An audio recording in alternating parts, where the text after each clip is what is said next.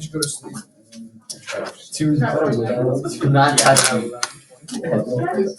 Okay. I have coconut. Yesterday, for those of you that were absent in mind, body, or spirit, we talked about Andrew Jackson and why the period after the era of good feelings is known as Jacksonian democracy. Why this person who became famous for taking a hard line against his enemies, whether they were Native American, political enemies, what have you, why this guy who is responsible for one of the most racist pieces of legislation in American history, why he shows up on our currency, like the $20 bill, why he's considered, I guess, a great president. I use that very loosely. And it boils down to how politics was changing during his time. We see voting requirements reduced in the West especially, and so white male suffrage, as limited as that sounds, is an important milestone in democracy. We see him as the first president who looks to the will of the people as the guiding force of the decisions he makes. At least that's what he says. He'll in one case say, well, this is how I feel about it, but the mandate of the people is this, and that's how he'll act in line with what the voting wants. Now, that's quite a break from where we started. If you recall, Washington, Hamilton, Adams, even Jefferson were afraid of the uneducated masses. That's why we start with a very limited republic where voting was limited and where those who had money, property, and an education were the ones that were responsible for making decisions through weird systems like the Electoral College. We're breaking away from that, okay? Andrew Jackson starts that. He appeals to the common person in the West, even though he's not really a common person. He's an aristocrat from the South with slaves. He opposes slavery because that's what Westerners want, is free land and no competition with slaves. On top of that, we're starting to see modern politics show up. He's the first presidential candidate to be nominated by a political caucus or a political party meeting that say, this is our guy. Now, why they did that was because what we saw in the election before, we had 4 candidates all running for the same party, and that sectionalism created a big mess. It's modern because there's tons of mudslinging. We saw how Rachel Jackson died shortly after the election, and Andrew Jackson blamed the mudslinging and the dirty politics for her death. It's modern because we see Jackson use the patronage system, or what we call the spoils system. He replaces the other guy's cabinet and he puts his own cabinet in place. People that were friends, people that had given him money and political support, those become his party, those become his closest advisors.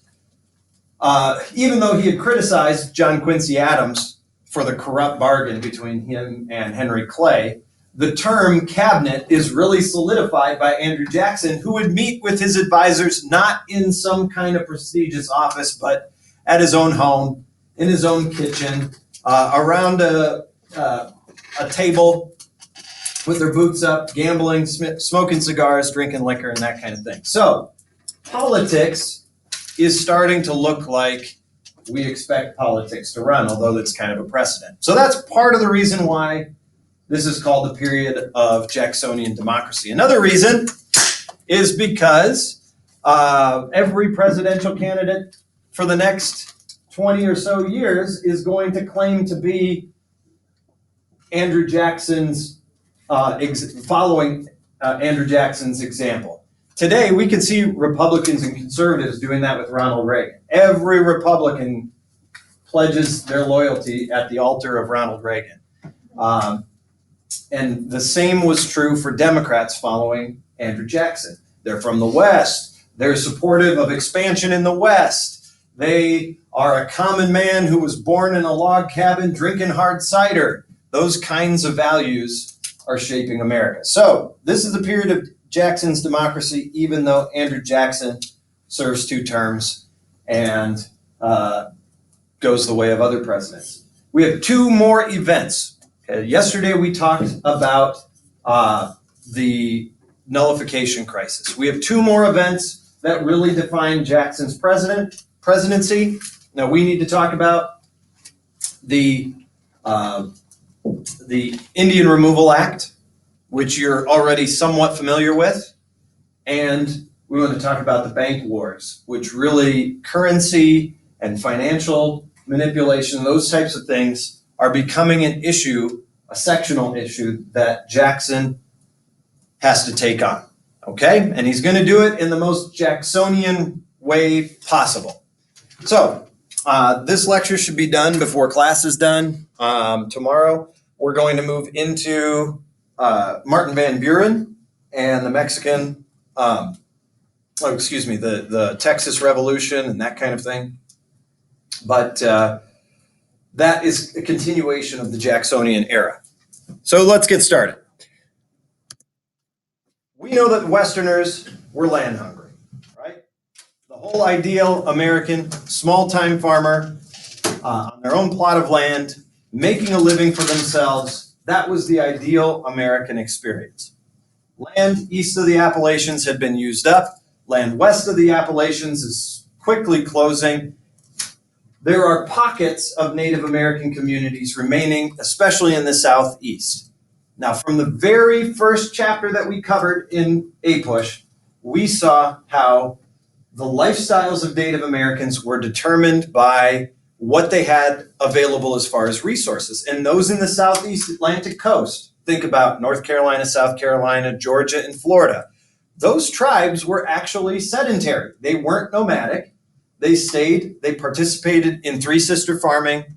They had a community system that was very different from what we think about in the Midwest, which meant that they had unity. And if you remember from the very beginning, talking about how the British especially, and now the United States, practiced the 3Ds. 3Ds for why Native Americans are disappearing: disease, disposability, and disorganization. Those southeastern tribes were not disorganized. They had a strong communal bond. They were sedentary. And so they were sort of the last to go. And we've seen them reemerge throughout our talk about the early nation building phase. The reason that Georgia isn't at the Albany Congress is because they're dealing with the Indians. The reason that Georgia isn't at the First Continental Congress is because they're dealing with the Indians. It's always this struggle with these last few tribes. Well, Andrew Jackson, being a man of the people, or at least being in tune with what the will of the people is, especially those small-time Western farmers, is faced with a decision about these groups who become known as the 5 civilized tribes. Now, their name, calling them 5 civilized tribes, it really does reflect the racism and sort of the efforts the United States had taken up to this point in trying to deal with them. Okay? Now, keep in mind, this is the beginning of the 19th century, so who's the guy with natural selection and yeah, Charles Darwin.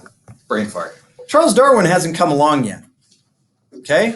This idea of genetics or DNA or this idea of evolution hasn't really taken scientific form. And so the approach towards Native Americans at the beginning of the 19th century really does reflect a pre-Darwin idea about what to do with the Native American people. And that was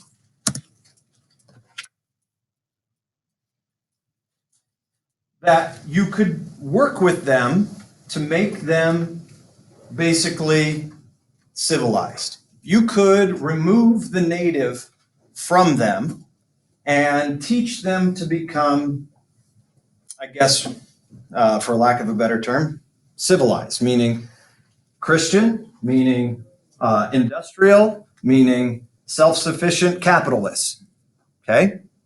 The United States at first tried to negotiate, and we've seen some examples of this where, for example, with the tribes in the American Northwest, where they negotiated their hunting rights and their land rights away, like with the Miami. But in the Southeast, there was some effort to try to educate, especially these tribes that seemed to have some strong unity. The American government spent $20,000 to promote small-time farming and Christian values in the areas where the 5 civilized tribes existed. And you keep saying that, but you should probably recognize some of these tribal names, especially if you're a college athletics fan. Cherokees, the Creeks, the Choctaws, the Chickasaws, and the Seminoles. Now, of those 5, there are still large communities of 4 of those, the first 4. The Seminoles, if you're a Florida State Seminoles fan, is nowhere near Oklahoma. Oklahoma is very, very different from Florida. The Seminoles, you'll have a hard time finding someone who can claim full-blooded Seminole heritage, because they're going to be the one tribe that really stands alone against the against the U.S. government during this time.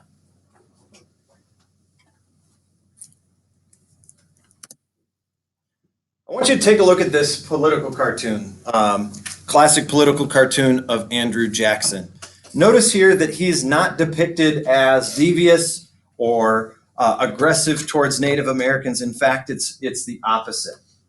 Okay. Andrew Jackson, at least for his own time, pretty much represented the status quo of Americans as far as their attitudes towards the Indians. And so he's one of these guys that originally thinks you can Westernize, you can educate, you can enlighten Native American people. In fact, Andrew Jackson had even adopted a Native American son. Okay? And so this picture really depicts him as a father or caretaker of the Native people. Now, the racism, the belief that Native Americans, are somehow inferior, uncivilized, or childlike permeates this picture too. He's holding them almost like babies. But this approach is going to fall short, okay? Because even if you civilize, and I use that term again very loosely, even if you civilize these tribes, you're never going to make them white. And white Americans are eager to get their hands on their land. There's some discussion about just using the military and kicking them off, okay? And the Supreme Court actually stepped in and said, no, you can't do that. Native American people actually have treaty rights. They're almost like, in this particular case, a foreign country. You need to negotiate with them. You've made treaties with them. You need to respect their sovereignty. So Congress passes through the Indian Removal Act to remove the 125,000 Native American people, compensate them with money, and to place them on a land west of the Mississippi River. Anyone been to Oklahoma? It's in the Midwest. It's a bit drier. It's a bit flatter than Nebraska. I would say it's about as boring. The climate tends to fluctuate. I mean, it's in Tornado Alley, but Native American tribes indigenous to Oklahoma practice a nomadic lifestyle. You can't take the lifestyle of these Eastern Atlantic tribes and transplant it to Oklahoma successfully. So there's 4,000 of these folks that die on the Trail of Tears to Oklahoma, and there's countless others that die as a consequence of the transplant. It's 2 different ecosystems. There's absolutely no knowledge of what it takes to succeed out there. And so many more die from exposure to the elements, disease, and just failure to thrive. Now, there's one other element that comes out of this, and that's the Bureau of Indian Affairs. I want to go back to Jackson's picture just for a second. The Bureau of Indian Affairs is the government's agency that then negotiates and deals with Native American tribes. Okay? Native Americans have semi-autonomous status. What that means is, kind of like states, they have power over what goes on inside of their tribal borders. Okay? Today, on a reservation, the reservation can legalize gambling. Some reservations have been flirting with legalizing pot because they have police powers over their reservation. But like Puerto Rico, even though the people of reservations are citizens, they don't have voting representation in Congress. That's what it means to be semi-autonomous. They're citizens, they don't have voting representation in Congress, but they have local government powers. This is another step towards the reservation system. When Jackson, who feels like we need an agency in the government to take care of our Native American people, when he creates this Bureau of Indian Affairs, really that's what's going to be, oops.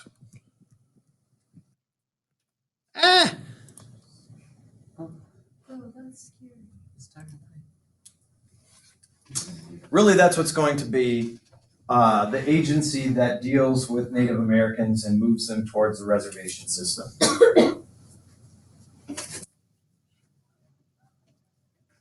Now, you guys covered the Trail of Tears. You know what a tragedy this was. This is something I think even small children can appreciate the magnitude of this. So really what, at the APUSH level, what we want to focus on here is how democracy played in this, and to recognize that democracy isn't always kind, that the will of the majority can be really cruel and abusive as well, that the majority of Americans wanted the Native American people out, and Congress voted to pass this kind of stuff.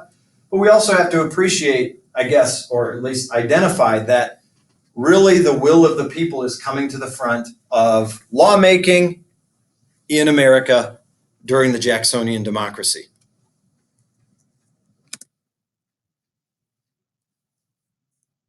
A few maps on this, and you can see Oklahoma's promise to the Native American people as a permanent place, as a permanent land.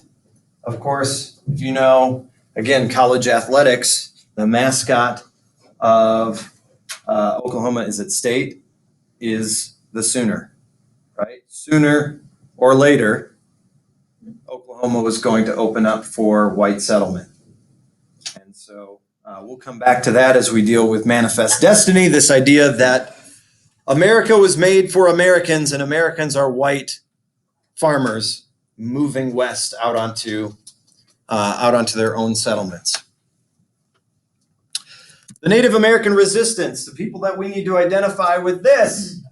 I see Nicholas sitting, that's me. Black Hawk. Okay, Black Hawk led the Seminoles, refused to pick up and move to Oklahoma. They kind of encamp in the Everglades of Florida, which is a marshy, swampy, foresty region. It's hard to navigate. And so the Black Hawk Seminole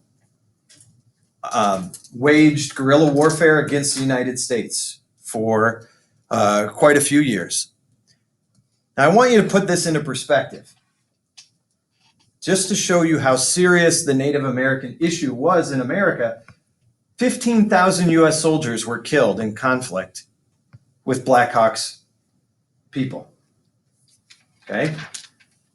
9/11 killed around 3,000 people. Now, I'm not equating Islamic terrorism with Native Americans, but you know how much 9/11 has shaped our own history and our culture, how present that is as a concern and national security issue. Black Hawk's War has a force 5 times as great as 9/11. And so forget all these romantic ideas of Native Americans that you read about in Western novels and that kind of thing. To Americans at the beginning of the 19th century, they were afraid, angry, and demanding that something be done with Native American people. Okay? Ultimately, Black Hawk's conflict ended when the chief, Osceola, was betrayed. The U.S. government lured Osceola into a truce-making ceremony, a truce-making meeting under a white flag. And rather than honoring the rules of war, which would have given him immunity, they arrested him and threw him in jail. He dies in captivity, and the rebellion war sort of falls apart. Here's a picture of Black Hawk and his son. This really reflects what white people were hoping to do to Native American people. They thought people like Black Hawk, the older generation, they will never assimilate. But the belief was we could basically civilize the uncivilized and lead them to lead a white, Western, Christian kind of lifestyle. And that practice is going to continue all the way up to the end of the 19th century until the United States says, you know what? They will never accommodate, they will never assimilate. They should be placed on reservations or wiped out. Item number 3 is the banking war. Okay, now this seems really kind of insignificant considering the human rights issues that we just dealt with. But the bank issue probably was one of the biggest concerns of the American people. We've talked about how cash, paper money, was similar to cryptocurrency. Online currencies like, what's the big one? Bitcoin.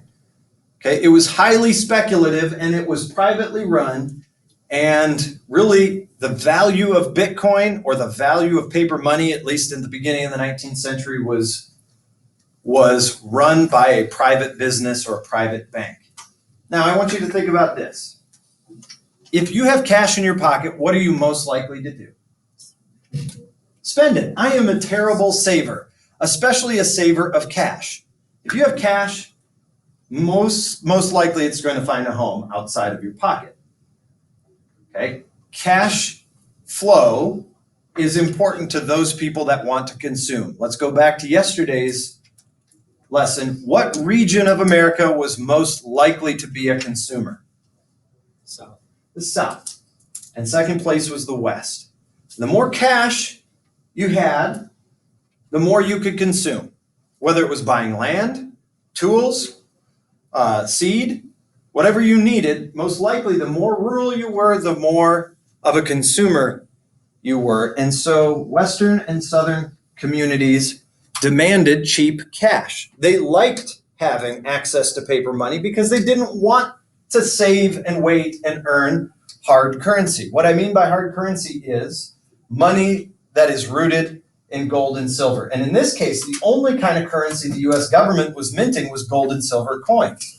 If you've heard of a quarter just simply means a quarter of a gold dollar or a silver dollar. You can cut those hard currency coins in pieces and it still retains its value.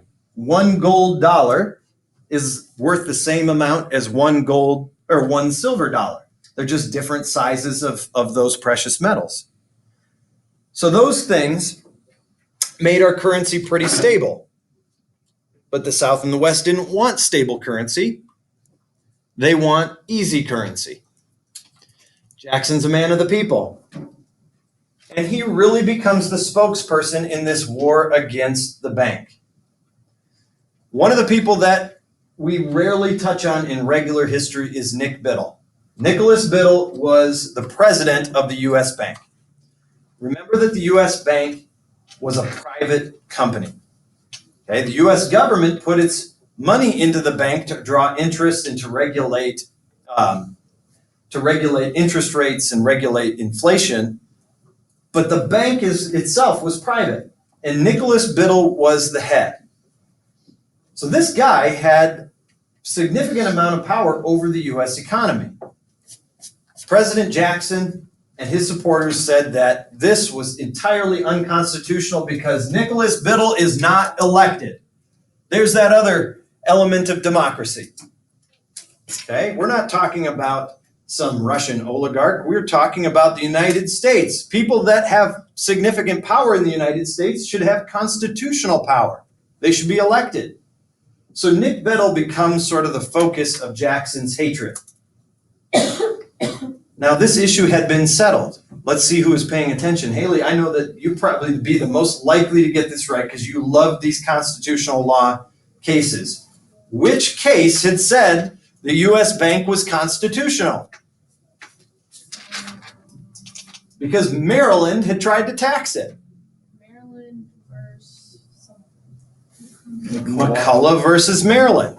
Okay, so the Supreme Court had already ruled the bank is fine. But Jackson makes this his talking point. Now, this becomes especially important, folks, and think about this in our own context. This becomes important because Henry Clay and another senator, Daniel Webster, decide they know how to get Jackson out of office. They're going to make him vote on this very important issue in 1932. Now, 1932 is significant because it's 4 years after Jackson began his first term. It's an election year, right? Just like President Trump is facing impeachment, and it's no coincidence it's in 2019 because an election is coming, this bank issue is another example of politics. They're going to put this big issue up for a vote right before an election, and the hope is that Jackson will veto it, and there's enough people that will be angry about it that he'll be chased out of office. So it's a gamble, right? So there are enough national Republicans, and I remind you that yesterday we talked a little bit about how the Democratic Republicans had split into two factions. National Republicans from the north and the manufacturing centers, Democratic Republicans from the South and the West. There's enough national Republicans in Congress to pass through this bill. It goes to Andy Jackson's office, and he vetoes it.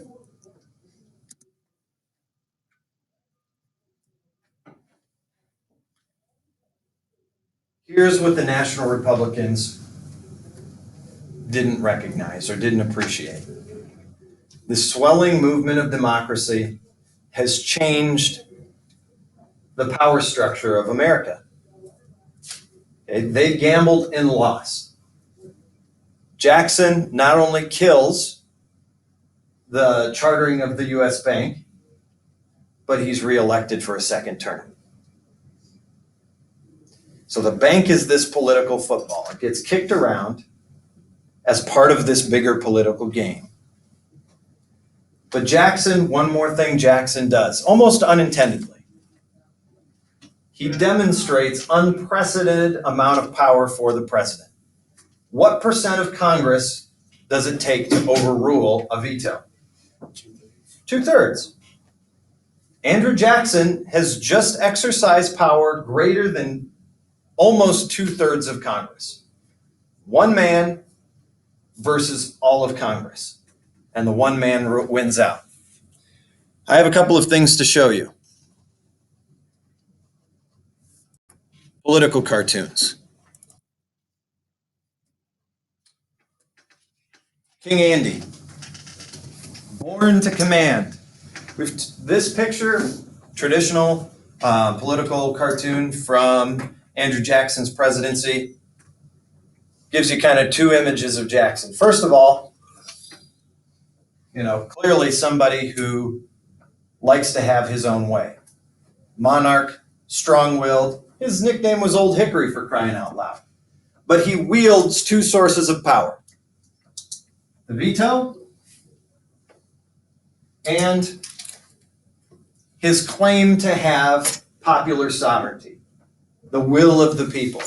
How do I know that? Look at the captions of the veto and had I been consulted. Right? The voice of the people and the power of the veto, he uses it like his own personal weapons. He's in charge.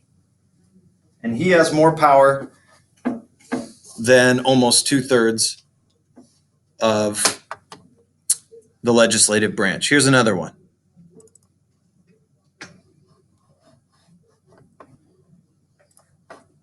Okay, this deals with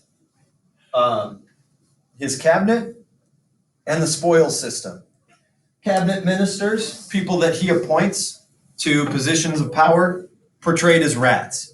Said yesterday that he had said that he was going to clean house. If you've ever heard that figure of speech, I'm going to clean house, meaning get rid of all the bad guys. That's an Andy Jackson figure of speech. He's going to clean house. We can even see here someone's helping him with a little broom. It's a devil. Now, I don't know if a devil or a demon is a good house guest to help you clean house. And look who's invited in, the rats. And the altar of reform, meaning the progress of change, the sanctity of our government is being knocked over. And this up here says the public confidence, public trust. So is he really cleaning house? Or is his version of cleaning house a good thing? Not necessarily. Another?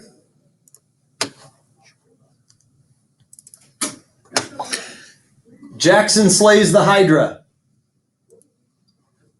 This is about the bank. Okay? The bank is being compared to a Hydra. What do you know about a Hydra?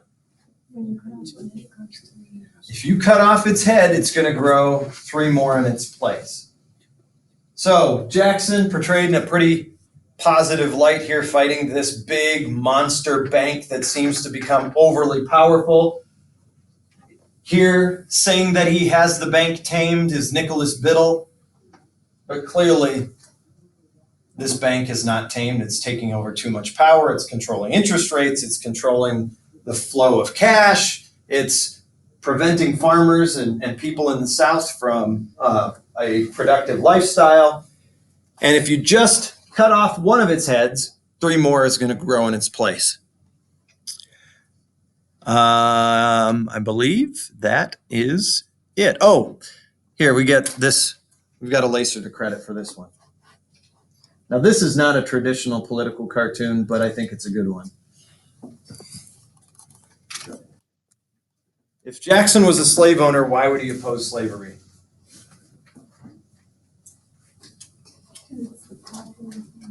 Why is it popular in the West? Why is limiting slavery's expansion popular? What?